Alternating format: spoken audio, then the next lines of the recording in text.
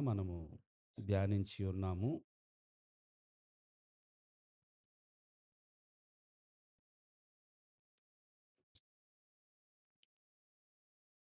అనేక మంది జీవితాల్లో ఎందుకని పశ్చాత్తాపపడరు? దావీదు తన జీవితంలో దేవునికి విరోధముగా ప్రవర్తించినప్పుడు ఏం చేశాడు? పశ్చాత్తాపడ్డాడు. రిపెంటెడ్. ఆ రిపెంటెన్స్ ద్వారా తనకి రెస్టోరేషన్ వచ్చింది. అంటే దేవుడు పశ్చాత్తాపపడిన ఆయనకు ఏమనుగ్రహించాడు? పునరుజ్జీవం ఇచ్చాడు. హల్లెలూయా! ఎప్పుడైనా సరే దేవుడు తన యొద్దకు వచ్చి ఉన్నది ఉన్నట్లుగా ఎవరైనా సరే ఒప్పుకొని దేవుని కనికరం మీద ఆధారపడినప్పుడు ఎలాంటి వ్యక్తినైనా దేవుని స్తోత్రం చెల్లిద్దాం. అది ఎంత భయంకరమైనటువంటి, ఘోరమైనటువంటి కార్యమైనను దేవుని యొద్దకు వచ్చి పశ్చాత్తాపపడినప్పుడు దేవుడు త్రోసివేసేవాడు కాడు. హల్లెలూయా! దేవుడు తప్పకుండా క్షమించే దేవుడై ఉన్నాడు. దేవుడు పునరుద్ధరణ జరిగించే దేవుడై ఉన్నాడు. అయితే ఎంతోమంది జీవితాల్లో పశ్చాత్తాపము లేదా మారు మనస్సు అనేకులు ఇష్టపడరు. కారణం ఏమై ఉండొచ్చు అనేది కొన్ని విషయాలు చూసి మనము ముగించుకుందాం. హెబ్రీయులకు రాసిన పత్రిక 3వ అధ్యాయము 8వ వచనం.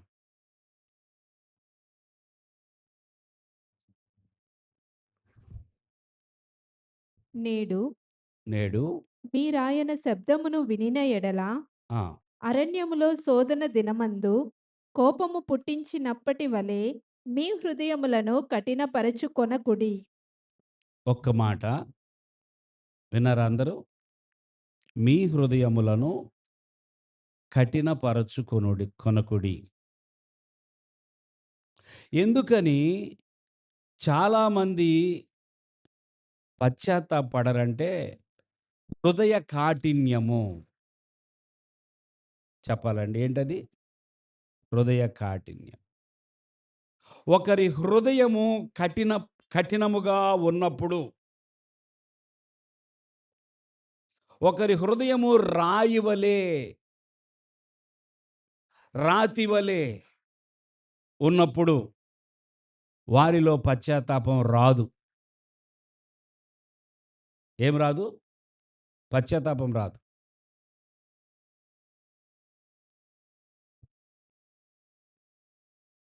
ఫరో పాత నిబంధన గ్రంథములో ఫరో హృదయము కఠినమాయను అనే మాట అనేక సార్లు చదువుతాం.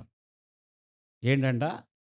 ఫరో హృదయము కఠినమాయను. ఒకసారి అంటాడు కదా, మీరందరూ వెళ్ళండి మీ దేవుణ్ణి ఆరాధించుకోండి, పూజించుకోండి అంటాడు. మళ్ళీ వెంటనే లేదు లేదు నేను మిమ్మల్ని పంపను అంటాడు. ఒకసారి అవును అంటాడు, ఒకసారి కాదు అంటాడు. ఒకసారి అవును అంటాడు, ఒకసారి కాదు. ఏంటంటే ఇది కఠినమైన హృదయం. ఫరో హృదయము కఠినమైన, దేవుడు కూడా అతని యొక్క హృదయ స్థితిని బట్టి అతను కఠినమవ్వడానికి దేవుడు కూడా సపోర్ట్ చేశాడు. హేరోదు రాజు ఉన్నాడు కృత నిబంధనలో. అతడు భార్య తన తమ్ముని యొక్క భార్యను తాను తన ఇంటికి తెచ్చుకున్నాడు. బాప్తిస్మం ఇచ్చి యోహాను అనే ప్రవక్త ఏమన్నాడంటే, "నువ్వు చేసింది తప్పు" అన్నాడు. ఏమన్నాడు? "నీవు నీ తమ్ముని యొక్క, నీ సోదరుడి యొక్క, ఫిలిప్పు యొక్క భార్య అయినటువంటి హేరోదియను నువ్వు నీ ఇంటికి తెచ్చుకున్నావు. నువ్వు చేసింది తప్పు." వెంటనే హేరోదు తన పాపాన్ని ఒప్పుకున్నాడు. అవునా? ఒప్పుకున్నాడా? ఒప్పుకోలా. బాప్తిస్మం యోహాను యొక్క తల తీయబడింది, నరకబడింది. నువ్వు చేసింది తప్పు అన్నప్పుడు సిగ్గుతో అయ్యో! నేనున్న స్థానమునకు నేను జేసిన పనికి ఏమన్నా విలువ ఉన్నదా అసల? నేను విలువైన పని జేశానా? చేయలేదు. చేయనప్పుడు నిజమే అని ప్రవక్త దగ్గర ఒప్పుకోలా. అతని ప్రాణం తీయడానికి ఇతడు పర్మిషన్ ఇచ్చాడు. పశ్చాత్తాపపడరు. కఠినమైన హృదయం. చెప్పండి. చాలామంది హృదయము కఠినమైన హృదయము. వారి హృదయము అది రాయి లాంటిది. అది బద్దలవదు. ఎందుకని దేవుని దగ్గర కొందరు తల దించరు అంటే వాళ్ళ హృదయ కాఠిన్యము. హృదయ కాఠిన్యం.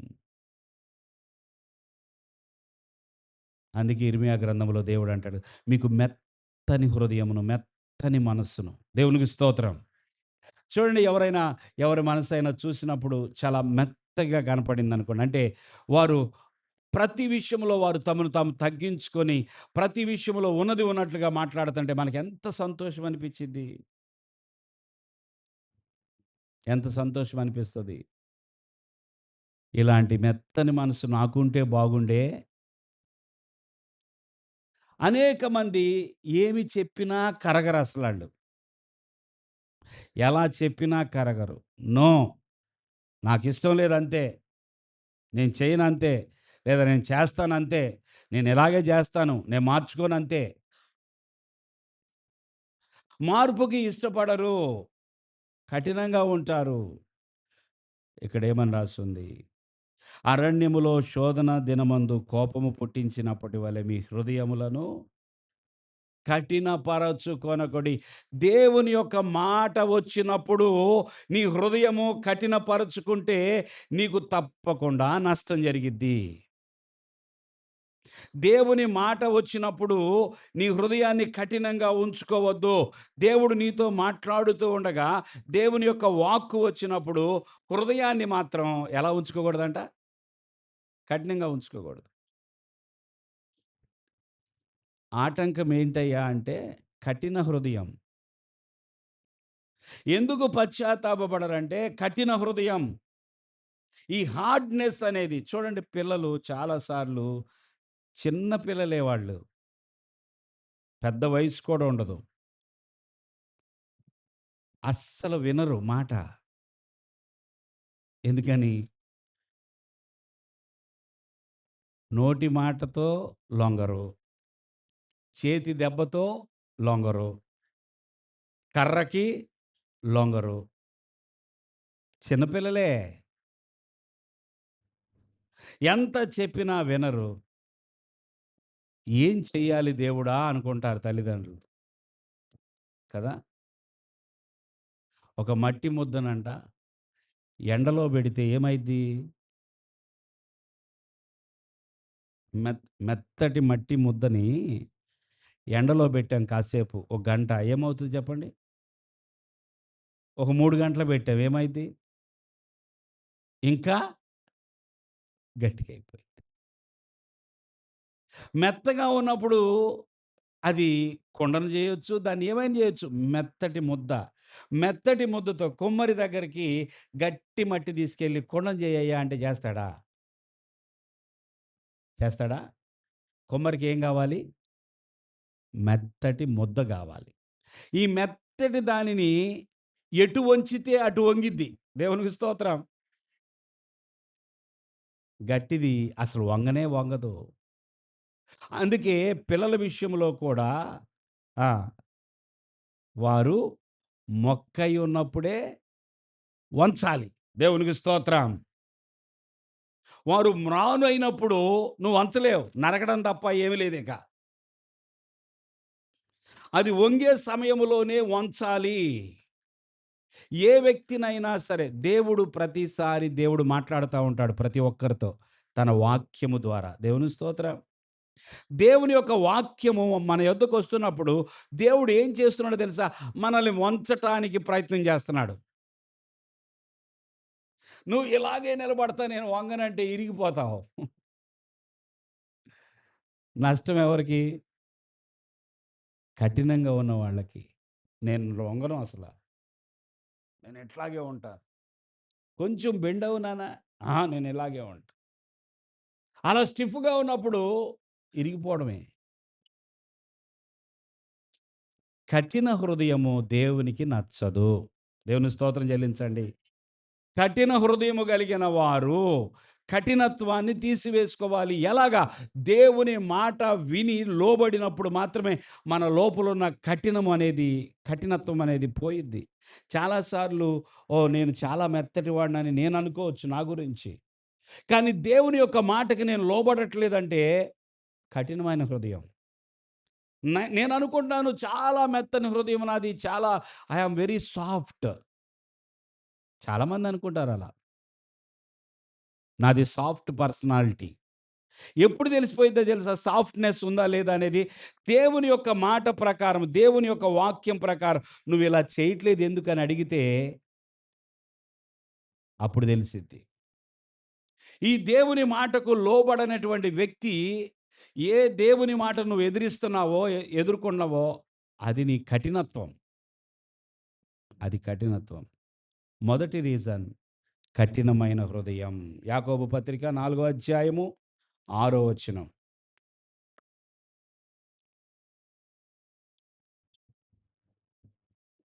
కాదు గాని ఆ! ఆయన ఎక్కువ కృపనిచ్చును. ఎక్కువ కృపనిచ్చును. అందుచేత అందుచేత దేవుడు అహంకారులను ఎదిరించి ఆ! దీనులకు కృప అనుగ్రహించును. అనేక మంది పశ్చాత్తాప పడకపోవడానికి రెండో కారణం ఏమిటయ్యా అంటే అహంకారం. అందరూ చెప్పండి. అహంకారం. యారగెన్స్, గర్వం, ప్రైడ్. చాలామంది దేవుని ఎదుటకొచ్చి నేను తప్పు చేశాను ప్రభువా! నాది పొరపాటయ్యా, నా మాట తప్పు, నా నిర్ణయము తప్పు నాయనా, నేను తప్పు చేశాను అని ఎందుకనరయ్యా అంటే వారి లోపలున్న వారి లోపలున్న అహంకారము. దేవుని బిడ్డలారా, అహంకారులను దేవుడు ఏం చేస్తాడు? ఎదిరిస్తాడు. దీనులకు మాత్రమే కృపనిస్తాడు.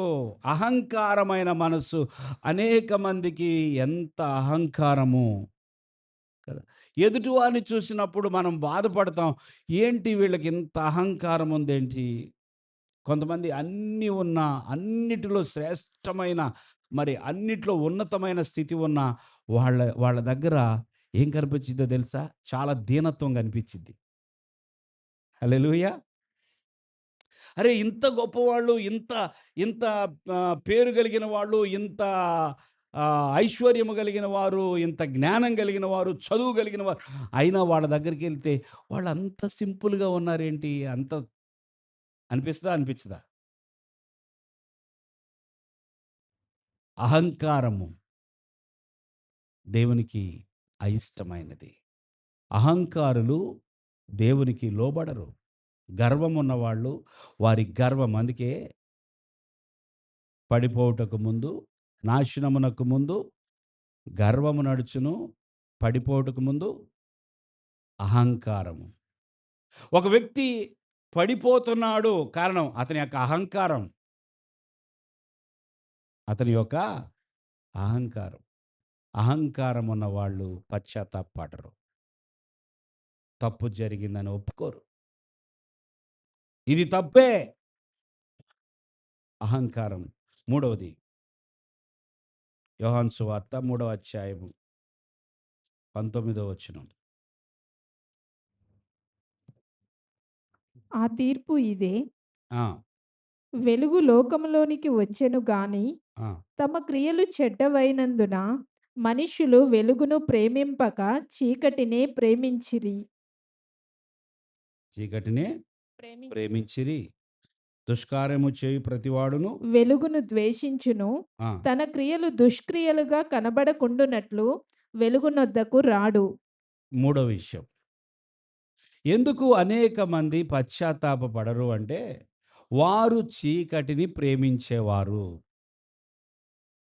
చెప్పండి అందరూ. చీకటిని ప్రేమించేవారు వెలుగును ప్రేమించరు వాళ్ళు. ఎప్పుడు చీకటే కోరుకుంటారు. చూడండి, ఏ తప్పు చేసేవాడైనా పబ్లిక్‌లో చేస్తాడా? ప్రైవేట్‌గా చేస్తాడా? ఏ తప్పు, ఏ పొరపాటు చేయాలన్నా మొట్టమొదట ఎక్కడికెళ్తాడు చెప్పండి? అంటే మరుగుగా, మరుగుగా చీకటి, చీకటిని ప్రేమించేవారు పశ్చాత్తాపపడరు. ఇక్కడేమనుందంటే, వెలుగైతే లోకంలోకి వచ్చెను గాని తమ క్రియలు చెడ్డవైనందున మనుషులు వెలుగును ప్రేమింపక చీకటినే ప్రేమించిరి. దుష్కార్యము చేయు ప్రతి వాడు వెలుగును ద్వేషించును. వెలుగును ద్వేషించును. తన క్రియలు దుష్క్రియలుగా కనబడకుండునట్లు వెలుగునొద్దకు రాడు. అనేక మంది అసలు ప్రభు చెంతకు రాకపోవడానికి కారణం ఇదే. వాళ్ళు చీకటిని ప్రేమించేవాళ్ళు. ఇది వెలుగు అని తెలుసు గనుక వెలుగు దగ్గర రారు. కొంతమంది ఏమంటారంటే, కొన్ని దేవుని మాటలు వినండండి, దేవుని సన్నిధికి రండి అంటే, లేదండి నేను రాను. ఏంటి నీ ప్రాబ్లమ్? అక్కడికొచ్చిన కాడ్నించి మొత్తం నా చిట్టా అంతా, నా మనసులో ఉన్నదంతా, నా ప్రవర్తన అంతా ఆడ మాట్లాడతారు. అన్నిటిని బయట పెట్టేస్తారు. అన్నిటిని బయట పెడతారు. బయట పెడితే ఏమైంది? ఉన్న విషయమంతా బయటకొచ్చేస్తది. నేనలా జీవించడం నా వల్ల కాదండి. ప్రభువు కొరకు నేను బ్రతకడం నా నా చేత గాదు. నాకిష్టం లేదసల. వెలుగును ప్రేమించేవారు కాదు. అనేకులు చీకటినే ప్రేమిస్తున్న ఈ లోకంలో మనం ఎంత సువార్తయినా ప్రకటించండి. దేవుడు ఎన్ని అద్భుత కార్యాలైనా చేయనివ్వండి. ఎన్ని ఆశ్చర్య కార్యాలు జరిగినా, ఎన్ని మేలులు జరిగినా, కొంతమంది మాత్రం వెలుగు యొద్దకు రారు. ఎవరు చెప్తున్నారు ఆ మాట? నేనా? నేను చెప్తున్నానా? దేవుడు చెప్పాడది. కొందరు వెలుగు యొద్దకు రారు. మీరెన్నైనా చెప్పండి.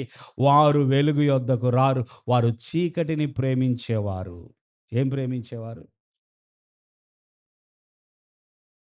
నువ్వు చెప్పింది సత్యమే కానీ, నువ్వు చెప్పింది నిజమే గాని, నేను మాత్రము ఆ నిజం దగ్గరికి రాను.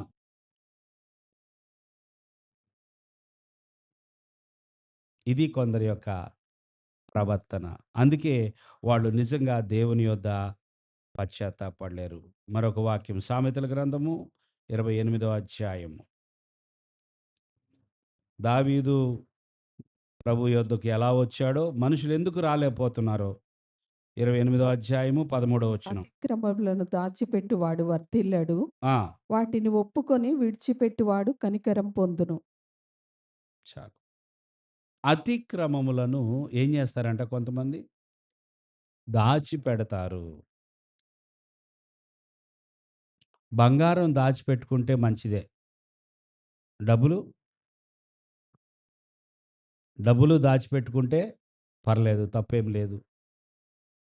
ఇంకా ఏదైనా విలువైన వస్తువులు వేరే వాళ్ళ కంటబడకూడదంటే దాచిపెట్టుకుంటాం, మంచిదే. అసలు దాచిపెట్టకూడనిది ఏదంట? మరి కోర్టుల్లో ఏం జరిగిద్ది చెప్పండి?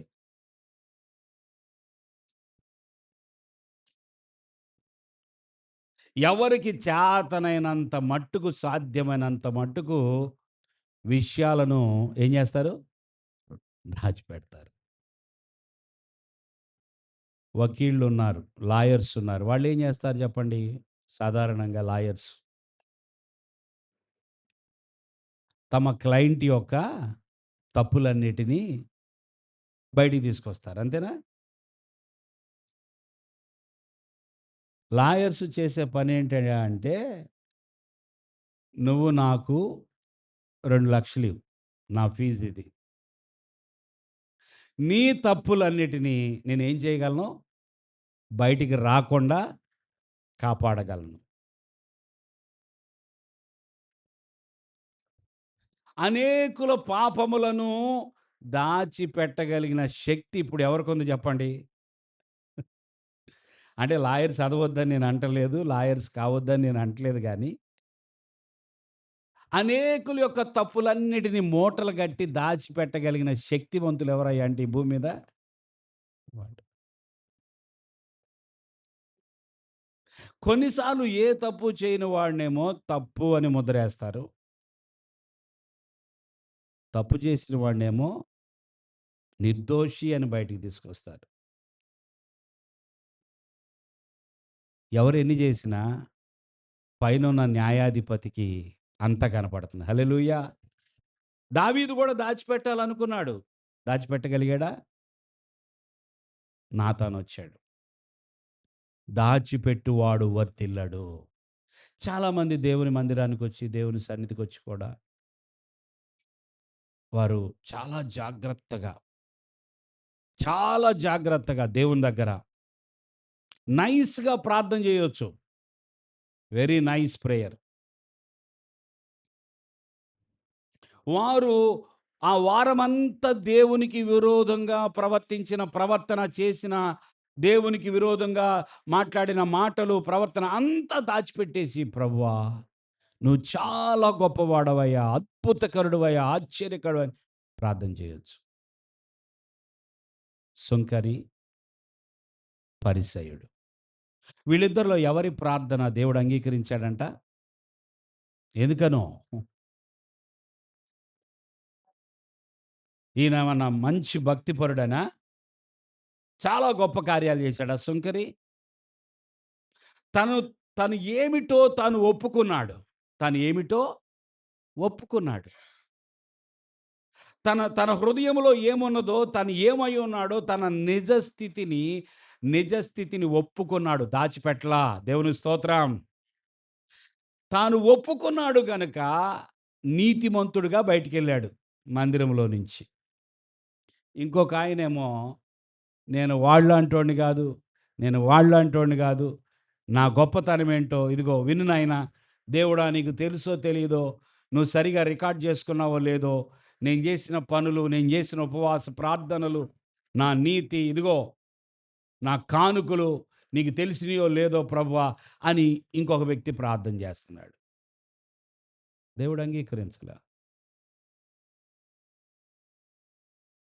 తన అతిక్రమములను దాచిపెట్టువాడు వర్ధిల్లడు. దేవుడు నన్ను ఆశీర్వదించట్లేదండి. ఎందుకో పాస్టర్ గారు అసల 2 సంవత్సరాలుగా అసలు నేను చాలా సతమతమవుతున్నానండి. దెబ్బ మీద దెబ్బ, దెబ్బ మీద దెబ్బ పడతా ఉంది. నా జీవితంలో ఆశీర్వాదం అనేది దూరమైపోయింది. అసలు నాకు దీవెనలే రావట్లేదు. ఏ? ఎందుకని నువ్వు వర్ధిల్లట్లేదు? ఎందుకని ప్రాస్పెరిటీ, ఎందుకని ఆశీర్వాదం నీకు దూరంగా ఉంటుంది? చాలామంది ఈ విషయాన్ని పరీక్షించుకోరు. వాళ్ళు ఆశీర్వాదము కోసము వాళ్ళ దగ్గర, వీళ్ళ దగ్గర ప్రార్థనలు చేయించుకున్నంత మాత్రాన వర్ధిల్లుతారా? వర్ధిల్లాలంటే ఏం చేయాలి చెప్పండి?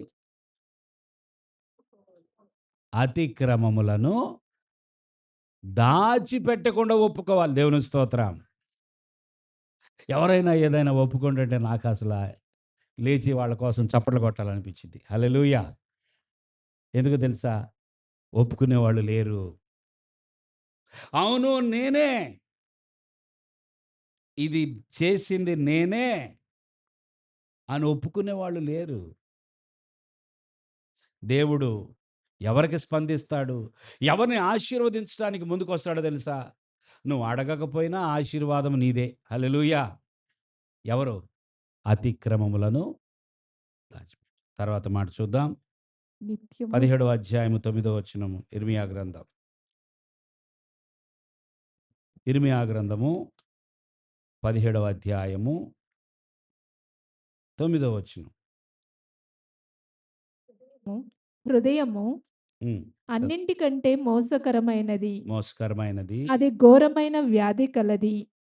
ఆ! దాన్ని గ్రహింపగలవాడెవడు? ఒకసారి వినండి ఈ మాట. పెద్ద మోసకారి ఉన్నాడంట. ఇంతకంటే గొప్ప మోసం చేసే వ్యక్తి మరొకరు లేరు. ఎవరో అది. మనం ఏమంటాం చాలా సార్లు, అమ్మో! అతనండి, అమ్మో! అతను పెద్ద మోసగాడండి. ఎవరంట? చాలా మోసం. ఆయన చేతిలో పడితే అయిపోయినట్టే ఇంకా. వాళ్ళు మోసగాళ్ళు, వీళ్ళ మోసగాళ్ళు, ఈయన మోసగాడు, అతను మోసగాడు, ఆమె దేవుడు అంటున్నాడు గదా! అన్నిటికంటే మోసకరమైంది ఎక్కడుంది? ప్రతి ఒక్కరిలో ఉంది.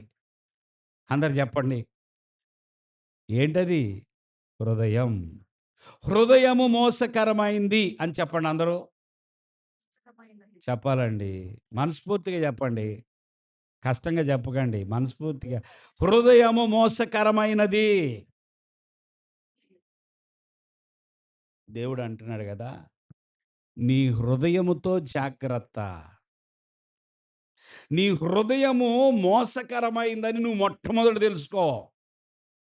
ఘోరమైన వ్యాధి గలది. ఆ మాట కూడా చెప్పండి. ఇప్పుడు మనం వినే వ్యాధులు ఎన్నో ఉన్నాయి. ఆ వ్యాధులన్నీ బలాదూర్ అంటే చెప్పండి. ఈ వ్యాధులన్నీ ఇప్పుడు రకరకాల వ్యాధులొచ్చేసినియి. షుగరు అదొక వ్యాధా? అది ఎప్పుడూ ఉండేదేలాగుందది.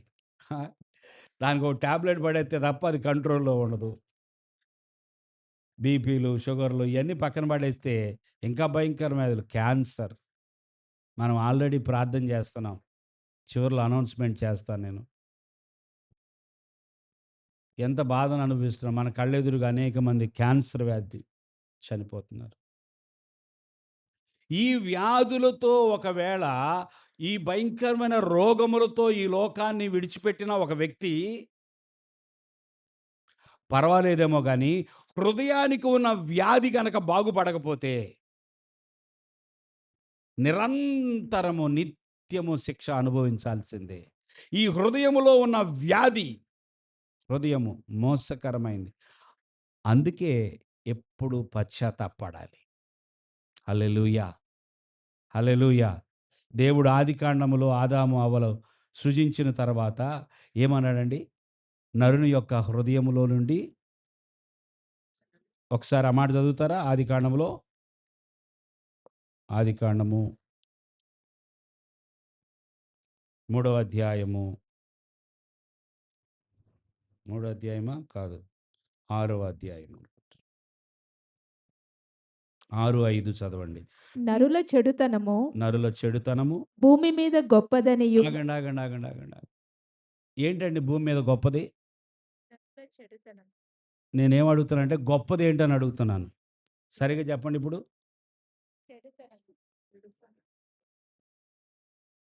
భూమి మీద గొప్పదేంటి?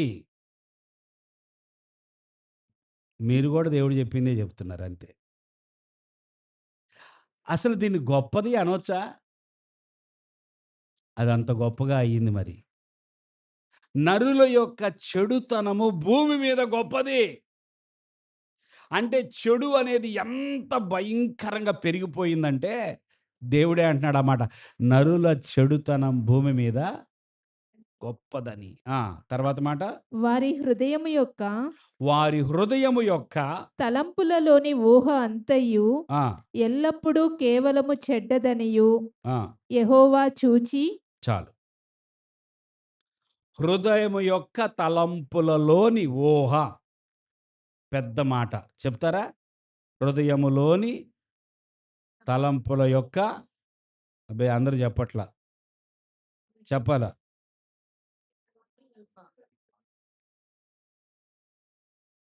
ఏంటి కొంతమంది ఇంకా చెప్తున్నారు. ఏం చెప్తున్నారో నాకు అర్థం కాల. ఇదిగో చూడండి. హృదయము యొక్క తలంపులలోని ఊహ అంతయు. ఆ మాట చెప్పండి. చాలు.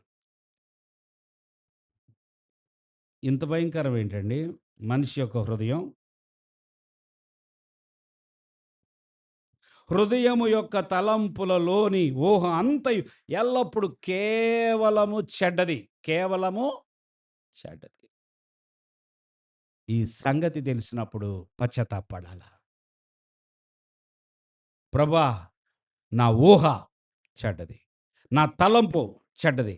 నా హృదయము చెడ్డది. మోసకరమైంది. ఏ వ్యక్తి అయితే తమ హృదయాన్ని ఎల్లప్పుడూ దేవుని దగ్గరికి తీసుకొచ్చి, నీ ఆత్మతో నన్ను నింపు ప్రభువా, శుద్ధ హృదయం నాకు దయచేయ్యా అని ప్రతినిత్యము కూడా ఏ వ్యక్తి దేవుని దగ్గర పశ్చాత్తాపడతాడో ఆ వ్యక్తి ధన్యుడు. దేవుని స్తోత్రం. ఎప్పటికప్పుడు నేను I'm good, I'm good, I'm very good. మన గురించి మనం ఎంత బాగా మార్కులు వేసుకుంటామో కదండి. పక్కనోళ్ళకి వేయమంటే మార్కులు చెప్పండి. పక్కనోళ్ళకి మార్కులు వేయమంటే ఎలా వేస్తాము? మనకి మార్కులు వేసుకోమంటే మనం ఎలా వేసుకుంటాం? ఆన్సర్ షీట్ మనకే ఇచ్చేసారనుకోండి టీచర్ గారు. అరే, నువ్వే రుద్దుకొని నువ్వే మార్కులు వేసుకో అని చెప్తే అందరూ ఎలా మార్కులు వేసుకుంటారు చెప్పండి? 100 ఔట్ ఆఫ్ చెప్పాలి. 100 ఔట్ ఆఫ్ ఆ! పక్కనోళ్ళది గనక నీకిచ్చి ఆన్సర్ షీటు, నీ పక్కనోడికి మార్కులేయమంటే ఎంతేస్తారు? వీడికసల 60 గూడా ఎయగూడదు. ఎంత చెడ్డదండి. దేవుని బిడ్డలారా, ఐ యామ్ గుడ్ అనుకునే ప్రతి వ్యక్తికి దేవుడు మాట్లాడుతున్న మాటేంటో తెలుసా? నీ హృదయము అన్నిటికంటే మోసకరమైనది, అది బహు చెడ్డది. 2 కొరింథీ పత్రిక, కొరింథీయులకు రాసిన 2 పత్రిక 7వ అధ్యాయం 10వ వచనం.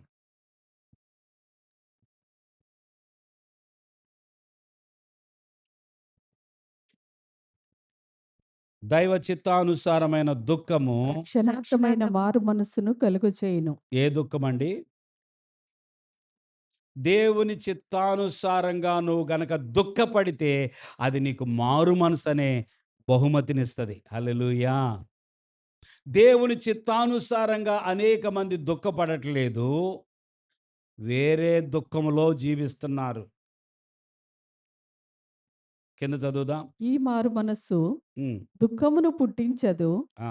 అయితే లోక సంబంధమైన దుఃఖము మరణమును కలుగజేయును. లోక సంబంధమైన దుఃఖము ఏం తీసుకొస్తది?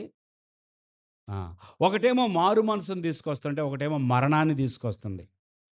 అందరూ వినండి దేవుని బిడ్డలారా. ఒకటేం చేస్తుంది? మారు మనసుని తీసుకొస్తుంది. ఇంకోటేం చేస్తుంది? మరణాన్ని తీసుకొస్తుంది. మారు మనస్సు మంచిదా? మరణం మంచిదా? మారు మనస్సు పొందాలంటే దైవ చిత్తానుసారమైన దుఃఖము రావాలి. మారు మనస్సు వద్దు అనుకున్న వానికి లోకానుసారమైన దుఃఖం వస్తది. నిన్నటి దినానేనా? నిన్న కాదు, మొన్నటి దినాన మన ప్రక్క వీధిలో ఒక 21 సంవత్సరాలు కిట్వేడి 21, 21, 22 సంవత్సరాల పిల్లవాడు, యవనస్తుడు ఆ నీళ్ళల్లో దూకి ఇక్కడ ఈ పెద్దొంతిన దగ్గర చనిపోయాడు. శవం ఇంతవరకు దొరకలేదనుకుంటా. దొరకల. తనకి ఒక దుఃఖం కలిగింది. ఒక బాధ కలిగింది. అందుకే ఎళ్లి నీళ్ళలో దూకేశాడు. ఏంటి ఈయనకి కలిగిన బాధ? ఈయన ప్రేమించిన వ్యక్తితో పెళ్లి చేయమని చెప్పారంట. పెళ్లి చెయ్యము అని చెప్పారంట. ఈ 21 సంవత్సరాల పిల్లోడు ఎళ్ళిపోయి నీళ్ళలో దూకేశాడు. తనకి బాధ కలిగించింది ఒక మాట. "రేయ్! నీకు పెళ్లి చెయ్యము. ఆ వ్యక్తితో ఆ అమ్మాయితో నీకు పెళ్లి చెయ్యము." మరి ఈ తల్లిదండ్రులన్నారు, ఆ తల్లిదండ్రులన్నారు నాకు తెలీదు గానీ స్టోరీ అంతా. తనకి దుఃఖమొచ్చేసింది. తనకి బాధ కలిగింది. ఈ బాధను బట్టి మరణమొచ్చింది. చెప్పండి అందరూ. చూసారా? లోకానుసారమైన దుఃఖము ఏం తీసుకొస్తుంది? మరణము. అందుకే లోక విషయాల గురించి, లోక సంబంధమైన విషయాల గురించి నీవు దుఃఖపడొద్దు. ఈరోజు నీ దగ్గర నువ్వు అనుకున్నది ఉన్నా లేకపోయినా, నువ్వు అనుకున్నది దక్కినా దక్కకపోయినా, లోకానుసారమైన దుఃఖము వద్దు. అది దేవుడు చెప్తుంది. దేవుడు నీతో మాట్లాడినప్పుడు నీ ప్రవర్తన ఆ మాట చొప్పున లేకపోతే దుఃఖపడది నీకు మారు మనసునిస్తది. దేవుని స్తోత్రం. మారు మనసు పొందకపోవడానికి కారణము లోకానుసారమైన దుఃఖం. చెప్పండి. లోకానుసారమైన దుఃఖము. అదే పత్రికలో అదే కొరింథీయులకు రాసిన రెండో పత్రిక 4 అధ్యాయం 4 వచనం. దేవుని స్వరూపమై ఉన్న ఆ! క్రీస్తు మహిమను కనపరచు సువార్త ప్రకాశము వారికి ప్రకాశింపకుండు నిమిత్తము ఈ యుగ సంబంధమైన దేవత అవిశ్వాసులైన వారి మనోనేత్రములకు గ్రుడ్డితనము కలుగజేసెను. అవిశ్వాసులైన ఎవరు వారు? అవిశ్వాసులైన వారి మనోనేత్రములకు ఏముంటదంట? అంటే వాళ్ళ కళ్ళున్నాయి గానీ చూడలేరు. కళ్ళున్నాయి గానీ చూడలేరు. వారి యొక్క మనోనేత్రాలకు ఏం కలిగింది? గురుడితనం. అందుకే అవిశ్వాసము చాలా ప్రమాదం. అవిశ్వాసులైన మనోనేత్రాలకు సాతాను ఏం చేస్తున్నాడు? గురుడితనం. అవిశ్వాసము నుండి బయటికి రాకపోతే దేవుని మాటల యందు విశ్వాసముంచే వ్యక్తిగా మారకపోతే అతడు గ్రుడ్డివాడిగా ఉంటాడు గనుక పశ్చాత్తాపపడ్డు. గుడ్డివాడికి ఏం తెలిసిద్ది? ఇక పశ్చాత్తాపం లేదు.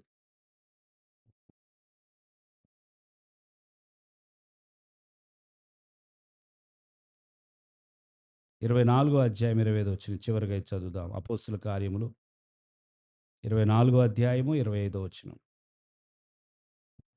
అప్ అప్పుడతడు ఆ! నీతిని గూర్చియు, ఆశా నిగ్రహమును గూర్చియు, రాబోవు విమర్శను గూర్చియు ప్రసంగించుచుండగా, ఫేలిక్సు మిగుల బాధపడి, ఇప్పటికి వెళ్ళుము, నాకు సమయమైన నిన్ను పిలువనంపింతునని చెప్పెను. అపోస్తలైన పౌలు ఫేలిక్స్ అనే ఒక అధికారితో సువార్త పంచుకుంటూ ఉన్నాడు. నీతిని గురించి మాట్లాడుతున్నాడంట. రాబోయేటటువంటి తీర్పును గురించి మాట్లాడుతూ ఉన్నాడంట. ఈ లోకానికి తీర్పు తీర్చడానికి యేసు ప్రభు రాబోతున్నాడు. అందుకే నీతిని కలిగి జీవించాలని మాట్లాడుతూ ఉన్నాడు. ఈ మాటలు వింటున్నప్పుడు ఈ ఫేలిక్స్ అనే అధికారి ఏమన్నాడో తెలుసా? అవి విని ఒక విధంగా తన హృదయములో ఇది సత్యం అని చెప్పి అర్థమైపోయి భయపడి ఏమంటున్నాడో తెలుసా? ఆయన ప్రసంగించుచుండగా ఫేలిక్స్ మిగుల భయపడి ఇప్పటికి వెళ్ళుమో. ఏం చేయాలా? ఇప్పటికి వెళ్ళుము అంటే ఏమంటున్నాడు? అయ్యా నువ్వు చెప్పేది కరెక్టే. నీ మాటల్లో ఏ తప్పు లేదు. నువ్వు చెప్పిన ప్రకారం తీర్పు రాబోతుంది. నువ్వు చెప్పిన ప్రకారము అవినీతికి శిక్ష రాబోతుంది. నీతిని పొందుకోవాలి నిజమే. కానీ నేనిప్పుడు రెడీగా లేను.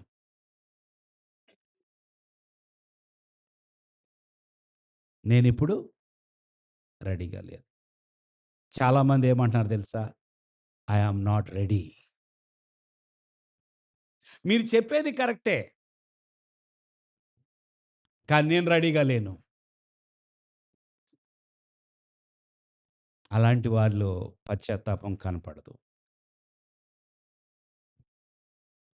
ఆలస్యము చేయుట చాలా భయంకరం.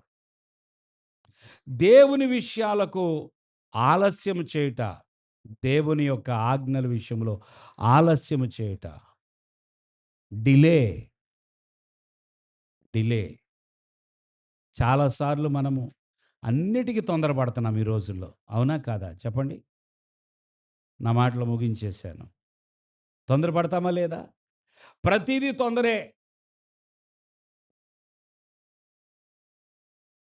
జాబ్ విషయంలో తొందరే, వివాహం విషయంలో తొందరే, పిల్లల విషయంలో తొందరే, సంపాదన విషయంలో తొందరే, అన్నిటికీ తొందరే. ఎంత తొందర పడతామో పొద్దున్న లేచిన తర్వాత అనేకమైన వాటి కోసము తొందర, తొందర, తొందర. కానీ దేవుడి విషయాలు చెప్తే మాత్రం చూద్దాంలెండి రేపు.